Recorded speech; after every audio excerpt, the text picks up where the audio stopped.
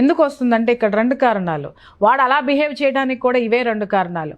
ఒకటి పిల్లలు ఉండడము, లేదా 2 తల్లిదండ్రుల సపోర్ట్ లేకపోవడం. ఇంతకుముందు ఒక ఎపిసోడ్లో కూడా మనం మాట్లాడుకున్నాం. వీళ్ళు ఎందుకు రెచ్చిపోతారు అని అంటే పుట్టింటి సపోర్ట్ లేకపోవడం.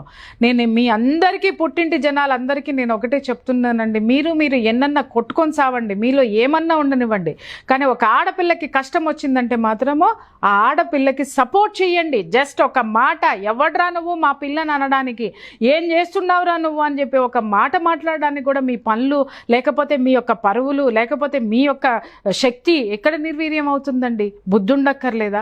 ఒక ఆడపిల్లకి సపోర్ట్ ఇవ్వలేని జీవితాలు దేనికోసం అండి? నాకు అర్థంగా కడుగుతాను.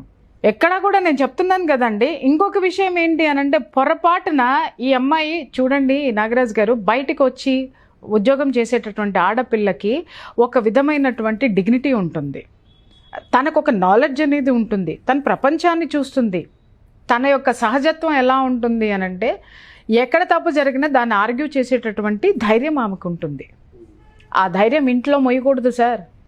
గడప బయట చెప్పులు ఇడుస్తాం చూసారా, గడప బయట చెప్పులు ఇడిచినట్టు ఆవిడికి సంబంధించినటువంటి ఆత్మాభిమానం, అస్తిత్వం ఆ చెప్పులతో పాటు బయట ఇడిచేసి లోపలికి ఒక బానిస, కట్టు బానిసలాగా లోపలికి రావాలి. అలా ఉంటేనే వాడు యాక్సెప్ట్ చేస్తాడు. పోనీ అలా ఉంటే ఆమెనే యాక్సెప్ట్ చేస్తాడా అనంటే, లే అలా వదిలేసి వచ్చిన ఆమెని బానిసగా యాక్సెప్ట్ చేస్తాడు. మళ్ళీ ఈడికి ఇంకొకటి కావాలి. ఇక్కడ ఉన్నటువంటి వాడి ఇన్ఫీరియారిటీ కాంప్లెక్స్ని, ఇక్కడ ఉన్నటువంటి ఇన్సెక్యూర్ ఫీలింగ్ని వాడు ఇంకొక చోట మగ మహారాజులాగా ఈ అమ్మాయి డబ్బు ఖర్చు పెట్టి, ఈ అమ్మాయి ఇన్ఫ్లుయెన్స్ ఖర్చు పెట్టి వాడు హ్యాపీగా లైఫ్ని లీడ్ చేసేస్తూ ఉంటాడు. ఇవే జరుగుతాయి.